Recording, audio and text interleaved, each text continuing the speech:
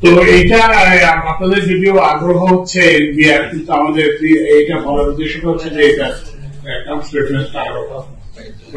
আমাদের যে কাজ হবে সেটা আরো ব্রড। তো আমরা ইতিমধ্যে 5টা বৈঠক করেছি শুল্ক ব্যাংক অ্যাসোসিয়েশনের সদস্যদের সাথে, আয়কর অ্যাসোসিয়েশনের সদস্যদের সাথে, জাতীয় রাজস্ব বোর্ডের সাথে, মানে অফিস হিসেবে, অ্যাসোসিয়েশন মেম্বার হিসেবে না। তারপরে জাতীয় রাজস্ব বোর্ডের সংস্কার একটা কমিশন করা ছিল, তো তাদের সঙ্গে, এবং সবশেষে আমরা মিট করছি ব্যবসায়ী প্রতিনিধিদের সঙ্গে। সব ব্যবসা প্রতিনিধিরা ছিলেন, মহবুর রহমান সাহেব ছিলেন, তারপর অন্যান্য বিজিএম এর প্রেসিডেন্ট ছিলেন, এনসিসিআই বিগত সংস্থা ছিলেন। এখন আমাদের এই কমিটির কার্যক্রমের মধ্যে আর বাকি আছে, আমরা মাঠ পর্যায়ে কার্যক্রম দেখব। আয়কর বিভাগের কার্যক্রম, আয়কর কার্যক্রম এবং শুল্ক ব্যাংক কার্যক্রম দেখব।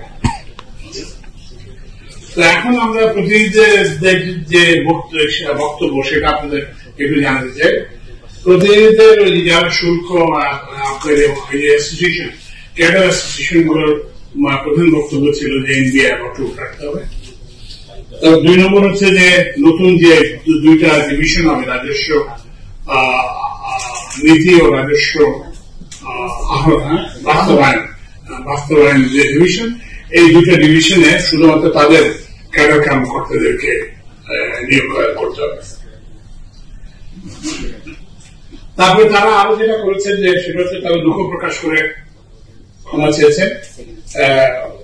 তো এখন তারা ওই 2 বিভাগে তাদের আপত্তি নেই, এনবিআর অটুট রাখা থেকে তারা এখন সেই অবস্থানে নেই।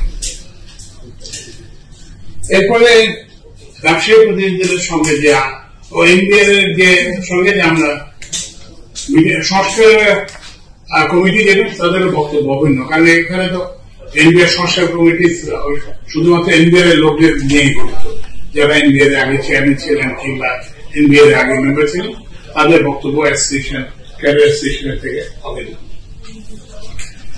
এরপরে ব্যবসায়ী বলছেন যে 2 মাস ব্যাপী ফলে তারা ব্যাপক ক্ষতির সম্মুখীন হচ্ছে,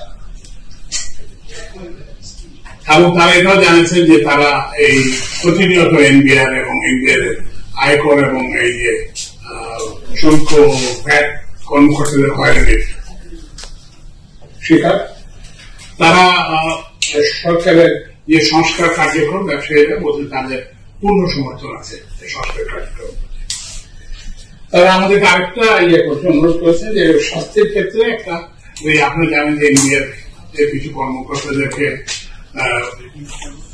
বাধ্যতামূলক অবসর প্রদান করা হয়েছে, তাদেরকে সাসপেন্ড করা হয়েছে, কিছু কর্মকর্তাকে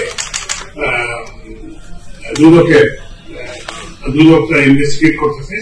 তো এগুলোর ব্যাপারে ওনারা বলছেন যে এগুলো ঠিকই আছে, কিন্তু ওনারা বলছেন যে এগুলোর ব্যাপারে দৃঢ় গতি অবলম্বন করা যাবে।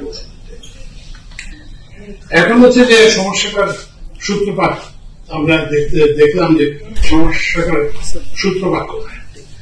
সমস্যাটার সূত্রপাত হচ্ছে যে বিসিএস প্রশাসন কার্ডারের সঙ্গে অন্যান্য কার্ডারের যে বিরোধ, এবং এটা ওই যে শুল্ক আপনার এটা একটা পুরনো বিরোধ। আপনারা জানেন যে ওদের আরেকটা 24 কার্ডার না কত মিলে একটা ওদের আরেকটা অ্যাসোসিয়েশন আছে।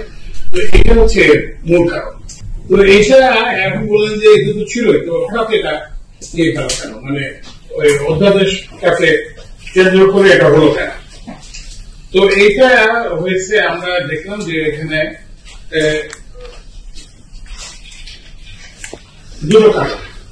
এখানে দেখা গেল যে এই অধ্যাদেশটাতে কিছু মৌলিক ত্রুটি আছে।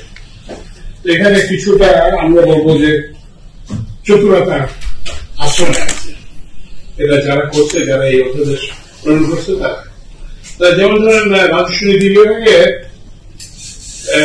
বিভাগের যে সচিব হবে, তাকে সরকারের উপযুক্ত যোগ্যতা সম্পন্ন কোন সরকারি কর্মকর্তাকে রাজস্ব নীতি বিভাগের সচিব পদে নিয়োগ করবে। এখন উপযুক্ত যোগ্যতা সম্পন্ন কে? আবুল বারাকা নাকি কে? এতে যে কোনো লোককে আপনি সচিব করতে পারবেন। এটা একটা সমস্যা। একই সমস্যা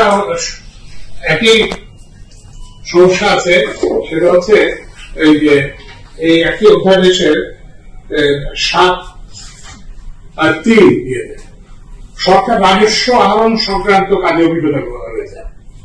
আপনি এটা বলছেন যে এখানে তো কিছু ভূমি রাজস্বের কথা তো এখানে বলা হয় না, কিংবা পাসপোর্ট ফির কথা তো এখানে বলা হয় না, অন্যান্য রাজস্বের কথা তো এখানে বলা হয় না।